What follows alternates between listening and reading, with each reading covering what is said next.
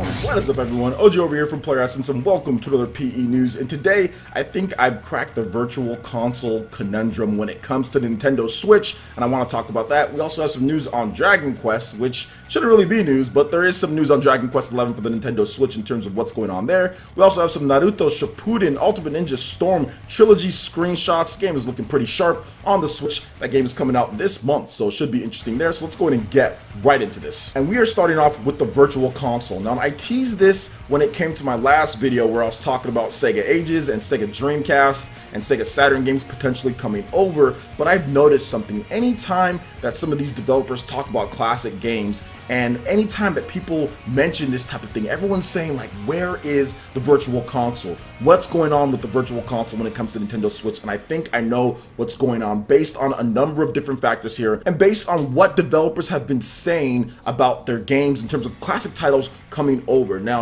I'm going to add in my own speculation when it comes to things, guys, so just to set the table so you guys can see where I'm coming from. So when it comes to the virtual console, I honestly feel that Nintendo does not want virtual console in the traditional sense on the Switch. If they wanted it, they could have already had it at this point. They don't want there to be, okay, we have this section of where you just buy classic games, and they just come over there and the only thing added to them are save states or save points. Like, we don't want that branding. In my opinion, I don't think Nintendo wants that branding, and the reason why is that I honestly feel, and I think third-party developers feel, that a lot of people spend their money on these classic titles all the time when it comes to the virtual console instead of buying new games. If you can buy all of the hit virtual console titles from the Super Nintendo and the Sega and all these different systems, a lot of people spend their money on that instead of new titles. This is the same reason why, while games did okay on the Wii U, I think a lot of people just said, well, I'm buying this virtual console game this week, this virtual console game, this virtual console game, and so on and so forth. That's why you always saw all the virtual console games up in the top 20 when it came to the eShop.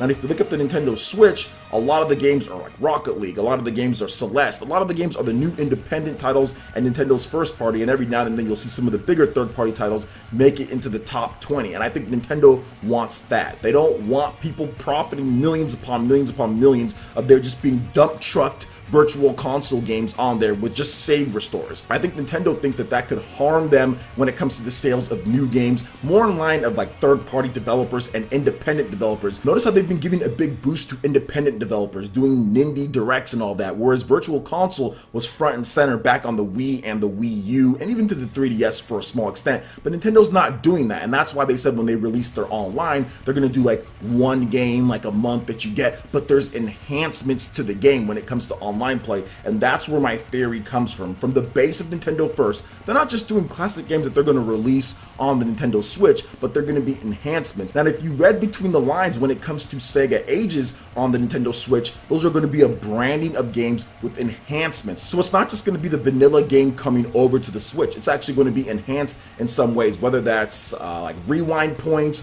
whether that's adding in new challenges or remixing some things. There are going to be enhancements to this line. Even if it's small, it's going to be more than what the virtual console did traditionally, which was save restore, which was actually just a built-in type of deal, right, with the virtual console. So I feel that Nintendo's really trying to get away from that. They're trying to get away from that, and if you want to bring classic games over to the Nintendo Switch, you got to do something a little bit more, or it has to be part of a branding, or it's going to be something in the line of like Neo Geo Classics, where it's a branding and to where it's just put out like that. It's not going to be put under the moniker of virtual console for the time being. Now, that's what I think Nintendo wants to do. They want to establish and they want to push people to do lines and branding and have it their own thing, and if they can, bring enhancements to the actual games outside of just restore points, bring in other things. So that's kind of what I'm thinking based on what has been said so far about all the classic games coming over. Now, I know the Neo Geo games don't have many enhancements or anything like that, but at the same time, they do bring their own branding and their own line in terms of it, and they're not under the moniker of virtual console. It's just the Neo Geo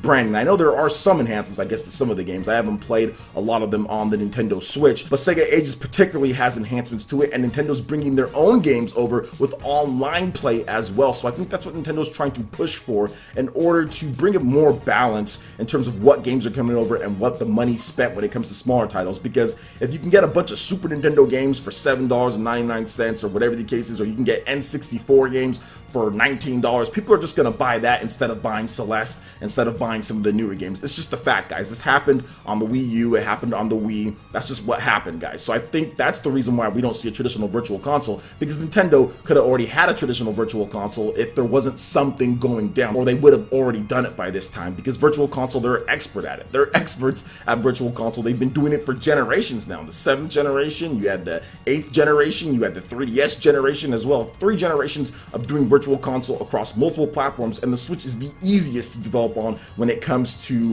what they've done beforehand and the type of technology that they're using. So in my opinion, there should be no issue at all bringing over virtual console, but Nintendo's trying to do things a little bit differently, and I can understand from an indie developer standpoint. I'm pretty sure a lot of these indie developers are happy that their games are not being overshadowed by Super Metroid being released for like the 3rd or 4th time, or whatever the case is when it comes to Nintendo, because yes, that did happen. People just bought Super Metroid and just bought Mario 64 over independent titles that came out to the systems before it, you know? So that's what I think is happening. And even if you look at what Sony's doing with the PlayStation 4, like, you can't buy all of their classic PS1 games. Although there are classics like with PS2 and stuff like that, you can't buy everything on there, even though they could do it if they wanted to, but you can't, you know, because they want people to buy the different games and stuff like that in terms of new titles, in addition to just some of the other independent games. So I think that that's the type of strategy Nintendo's going for, and we'll see if it actually works. So far, it's working really well. Independent games are selling like gangbusters on the Nintendo Switch, but I doubt they would be selling that much if there was a fully like featured and functioning virtual console with all these different games on there. There's no way that a lot of these independent games are selling the way that they're selling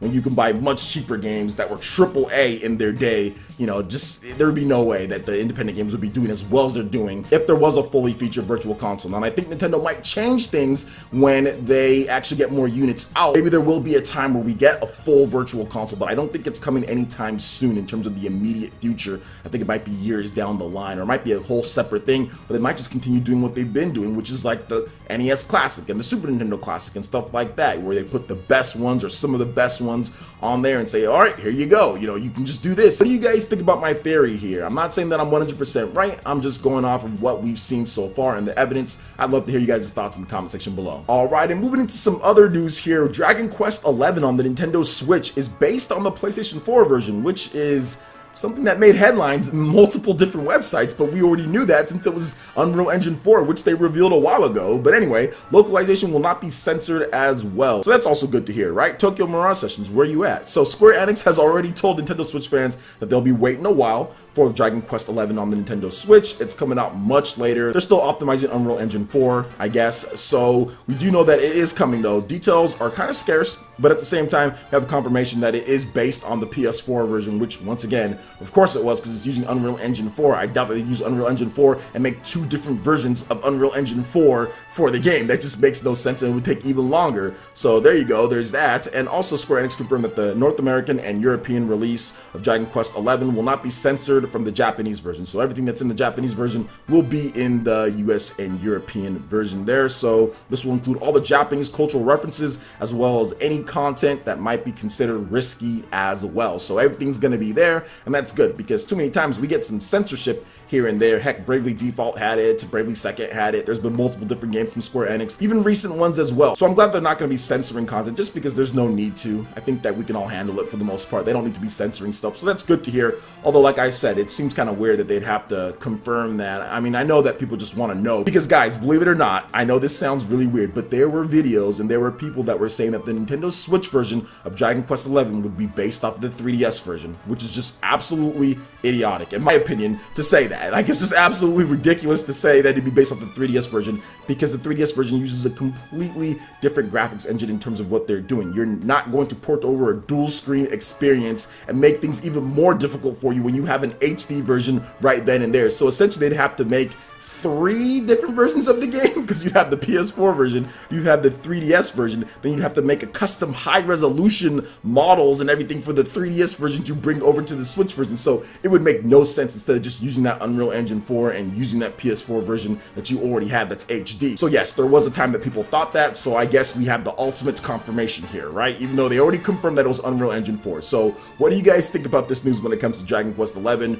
you still upset that it's getting delayed? Are you gonna get the PS4 version, PC? PC? You're gonna wait for the Switch version? Let me know your thoughts in the comment section below. Alright, and moving on to the final topic for this video, we have Naruto Ultimate Ninja Storm Trilogy screenshots, and it is looking really good. We got some from the first game here, so that's when Naruto is a kid and he's rolling through against Sasuke. He's got some other ones where he's doing some shadow clones. We also have a Shippuden screenshot as well, so that goes into a little bit more of the second game too. So this is awesome here. The game is looking really sharp on the Nintendo Switch. I like the art style, and Naruto Shippuden Ultimate Ninja Storm, it is the ultimate graphics type of game and quick time events. It does those really well. Quick time events, graphics, story setups, the scenes, it all looks amazing. The gameplay just isn't necessarily that great in terms of combos. I mean, it works well and it's functional, but the combo system in the game is not the best. There's some issues here and there, but everything else, when it comes to the story, when it comes to the content, when it comes to replay value, when it comes to everything that they put in,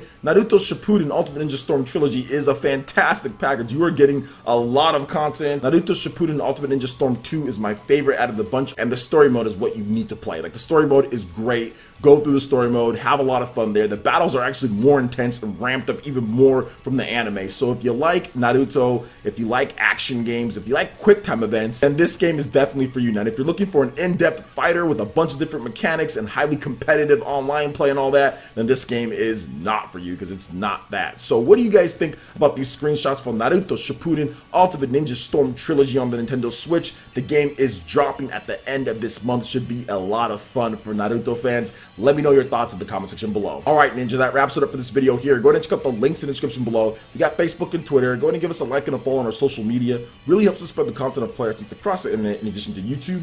Also, make sure you check out our Patreon, Twitch, and YouTube live gaming pages and consider supporting Player Essence. When you do so, it gets you access to all sorts of cool benefits, perks, rewards, and emotes via YouTube sponsorship. So check out the link in the description below and consider supporting Player Essence right here on YouTube. Hit that like button if you did like this video. Lets me know you guys want more content like this going forward in the future. And subscribe to Player Essence for the latest RPG, Japanese, and Nintendo gaming news. Thank you so much for watching, and we'll catch you in for the next video. Peace.